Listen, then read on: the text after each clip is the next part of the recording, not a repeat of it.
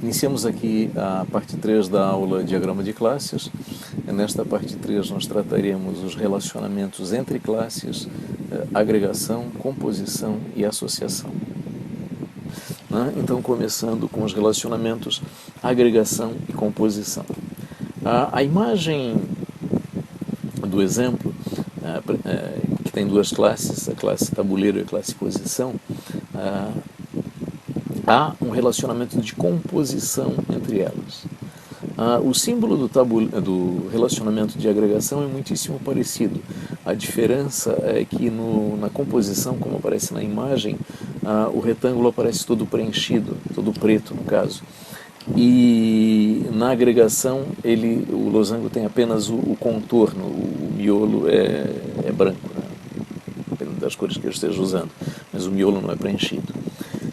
Bom, os dois relacionamentos estou apresentando juntos porque eles têm uma semântica, um significado muito parecido, que é o significado de usar duas expressões tanto quanto imprecisas. A noção, o significado de posse, de um objeto possuir o outro, e a gente até pode fazer com essa licença poética, digamos assim, a noção de embutimento, como se um objeto estivesse embutido dentro do outro, apesar de que isso concretamente não fazia sentido, porque quando a gente pensa nos objetos de um programa em tempo de execução, os objetos existem como entidades separadas, a gente não consegue enfiar um objeto dentro do outro, isso não existe. Mas, para entender a ideia de composição e de agregação, a gente pode usar essa figura, né, da posse ou do embutimento, sempre entre aspas, né, sempre entre aspas. Então, nesse exemplo colocado na imagem, tabuleiro agrega posição com multiplicidade 9. Estamos falando do jogo da velha. Um tabuleiro de jogo da velha, ele possui 9 posições. 9 posições fazem parte de um tabuleiro de jogo da velha. Essa a noção. Então, estou dizendo ali, a agregação é um relacionamento entre duas classes, sempre duas, que estabelece que uma instância de uma agrupa uma ou mais instâncias da outra. Agrupar, agregar, possuir. Relacionamento, vejam, entre duas classes, representado no diagrama de classes, mas que na prática ele se materializa não entre classes, mas entre as suas instâncias. E aí é uma diferença em relação ao relacionamento de herança que nós acabamos de falar. Relacionamento de herança é entre classes, ponto. O relacionamento de agregação e composição nós estabelecemos entre classes, mas concretamente ele faz efeito o quê? Com as suas instâncias. O relacionamento de agregação, ele também é chamado de relacionamento todo-parte. E a diferença entre o relacionamento de agregação e o relacionamento de composição, porque na prática os dois dão essa noção de embutimento, digamos assim, uma semântica mais forte, mais exigente, que tem no relacionamento de composição. Então, de agregação é isso que está aí colocado.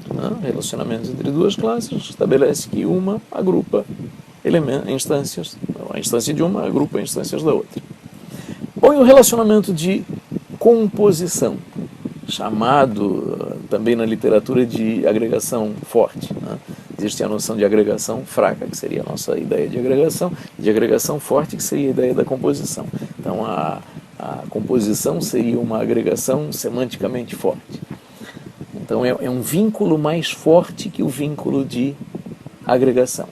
Diz lá, composição é um tipo de relação de agregação, uma especialização do conceito de agregação na prática, com restrições na ligação entre a parte e o agregado. O agregado é o todo, a parte é a parte. Quais são essas restrições? Duas restrições, basicamente. Primeira restrição: uma instância da parte é agregada por uma única instância do agregado. Não há compartilhamento da parte. Por exemplo, eu posso dizer que um carro agrega 4 rodas, ok? Há possibilidade de uma roda ser compartilhada por 2 carros? Não. Não pode. Não pode haver compartilhamento. Pensemos em 2 tabuleiros de jogo da velha. Será que uma posição de um tabuleiro de jogo da velha pode ser compartilhada por 2 tabuleiros? Não, não pode. A posição pertence a um único tabuleiro, ponto. Então, não há compartilhamento. Vamos pensar num outro conceito que eu vou usar daqui a pouco. Um empregado de uma empresa, ele pode fazer parte de 2 equipes de projeto? Pode. Então, um empregado é agregado por uma equipe de projeto? Sim, é agregado. Mas ele não pode ser compartilhado? Não, ele pode ser compartilhado. Então, nesse caso, nesse exemplo, já cairia nesse teste, não teria passado. Então, para ser composição, sem compartilhamento, a parte pertence exclusivamente a um agregado. Segundo requisito, a existência da parte depende da existência do agregado. Dizendo em outras palavras, só faz sentido a parte existir enquanto existir o agregado. Então, isso tem 2 implicações, a implicação na instanciação do objeto e a implicação na destruição do objeto. Então, eu estou dizendo que a instanciação do agregado precede a instanciação da parte e a destruição do agregado implica na destruição da parte. Pensemos no exemplo tabuleiro, posição de tabuleiro, que é o exemplo que eu usei na imagem inicial. E eu usei, inclusive, com uma composição ali. No exemplo eu já estava dizendo que é uma composição. Por que é uma composição? Porque satisfaz os 2 requisitos. Né? Uma posição de tabuleiro de jogo da velha, ela é exclusiva de um tabuleiro, ela não é compartilhável? Não, ela não é compartilhável. Ponto. Passou no primeiro teste. Segundo teste, a existência da parte depende da existência do agregado. Faz sentido instanciar uma posição sem que antes eu tenha instanciado um tabuleiro para que esse tabuleiro possua essa posição? Não. Instanciar uma posição solta não serve para nada. E se eu destruir o tabuleiro? Faz sentido preservar as posições? Não, não faz sentido. As posições têm que ser destruídas junto com o tabuleiro. Então é isso. Então, o tabuleiro de jogo da velha, a relação entre o tabuleiro e as 9 posições, é uma relação de posse, é a noção de agregação, mas ela satisfaz os requisitos da composição. Então, uma agregação forte, semanticamente forte. Muito bem, esse exemplo agora colocado aqui envolvendo simultaneamente agregação e composição, eu já tinha adiantado uma parte dele falando, eu acho que ele diferencia bem os 2 casos. Então pensemos, vejam ali, 3 classes, classe empresa, classe equipe de projeto, classe empregado. Então eu estou dizendo o que ali? Que a relação entre as classes de cima, empresa e equipe de projeto é de composição. Uma empresa possui equipes, uma ou mais equipes de projeto. Empresa possui equipes de projeto, tá? Possui como? Um relacionamento de agregação ou composição? Estou dizendo ali que composição. Estou dizendo que exclusividade, uma equipe de projeto é agregada, faz parte de apenas uma empresa, não pode ser compartilhada por mais de uma empresa, e na destruição do objeto empresa também é destruído o objeto equipe de projeto. Não faz sentido preservar o objeto equipe de projeto se o objeto empresa for destruído. Ok? Empregado, a classe de baixo. O relacionamento entre empresa, à esquerda, e empregado, classe, à direita, abaixo. Também de composição. Estou dizendo, nesse caso, notem que é uma restrição. Um empregado está relacionado a apenas uma empresa. Estou restringindo. Essa dedicação exclusiva. Estou dizendo que um empregado não pode trabalhar para 2 empresas. Então, para que a composição que aí está colocada se justifique, vale essa regra. Um empregado está ligado a apenas uma empresa. Não pode ser partilhado por mais de uma empresa. E, na destruição do objeto empresa, também será destruído o objeto empregado. Obviamente, entendedor que eu não vou matar as pessoas, estou falando de software, o registro do empregado enquanto dados de uma base de dados, né? Então não faz sentido, neste caso, a preservação do objeto empregado se o objeto empresa for destruído. Então, se a ligação entre empresa e os outros dois elementos, equipe de projeto e empregado, satisfazem esse requisito da agregação forte, da composição, então, ok, é uma composição. E como está colocado, a leitura é essa. Bom, e a ligação entre as duas classes da direita, entre equipe de projeto e empregado? Ali não está uma composição, ali está apenas uma agregação. O que eu estou dizendo com isso? Estou dizendo que o empregado pode fazer parte de mais de uma equipe de projeto, ele é compartilhável, né, por mais de uma equipe de projeto, e se eu destruir uma equipe de projeto, eu não devo destruir o empregado, ele é preservado, né, preservado como empregado da empresa e pode fazer parte de outras equipes de projeto. Né. Então, o vínculo entre equipe de projeto e empregado ele não passa em nenhum dos dois requisitos da composição, nem exclusividade, nem a existência da parte ser dependente da existência do agregado. Okay? Muito bem, terceiro relacionamento entre classes, ou quarto, né? Agregação e composição dos relacionamentos, o relacionamento de associação. Relacionamento de associação. O relacionamento de associação, aí representado na imagem entre duas classes, tabuleiro e jogador, na sua representação mais simples é apenas uma linha, com multiplicidade nas duas pontas, quando não aparece nada, e vale também para agregação e composição, quando não explicitado é 1.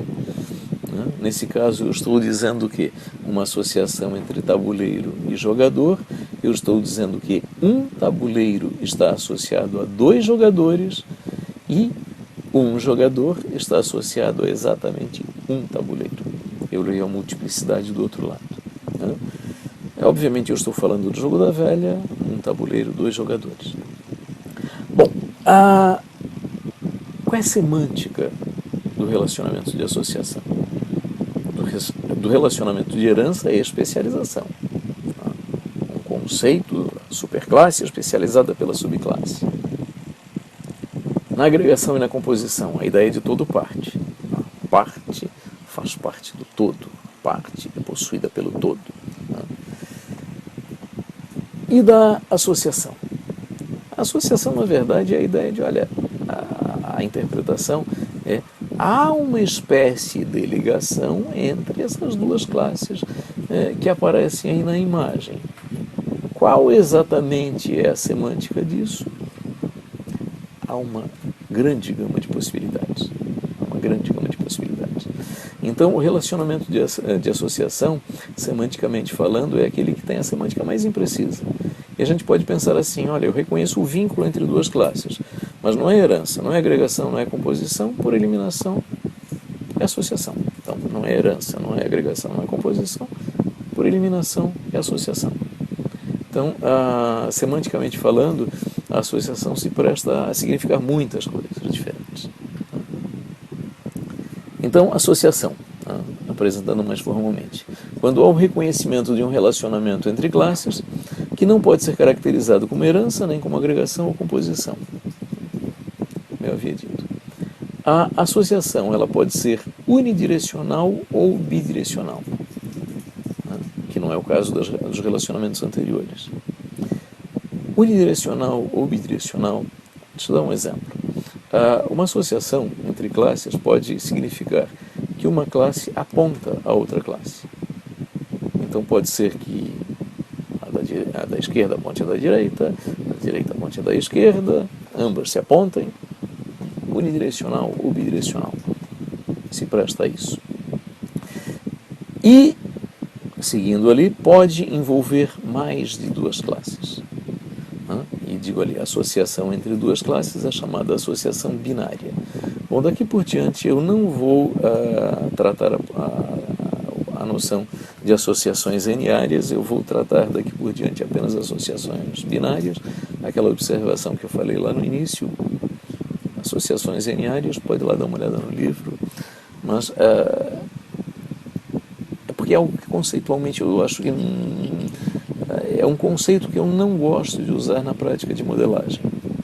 Então, por isso, eu não vou tratar aqui na videoaula, que é uma visão mais pragmática, focada na modelagem que eu quero tratar mais adiante. Então, daqui por diante, existe a possibilidade de associações lineares, existe, mas daqui por diante trataria apenas associações binárias.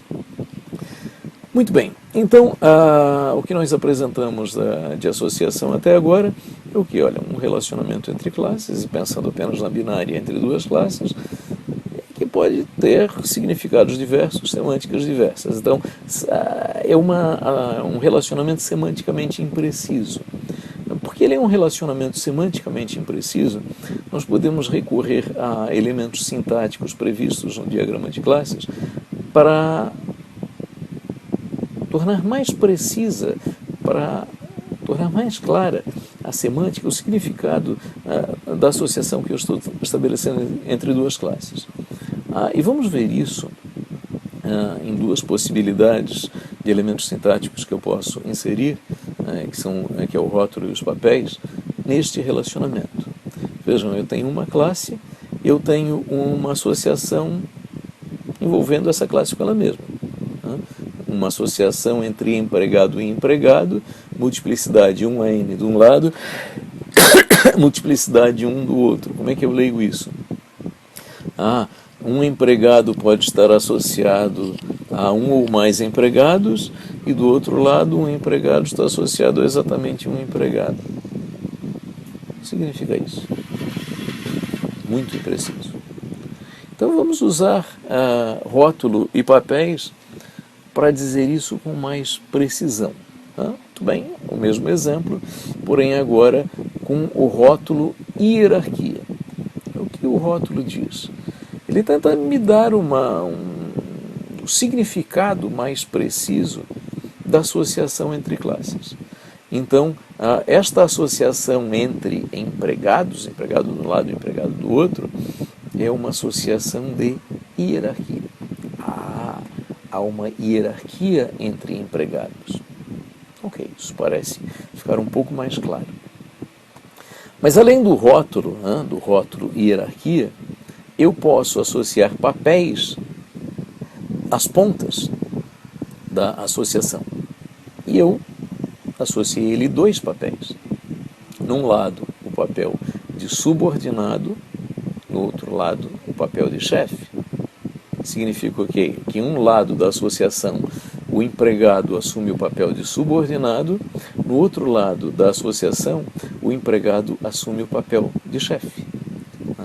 Vejam, então há uma associação hierárquica, uma hierarquia entre empregados, onde um deles assume o papel de chefe e o outro assume o papel de subordinado, sendo que um subordinado está associado a exatamente um chefe e um chefe está associado a um ou mais subordinados. Bom, ficou mais claro.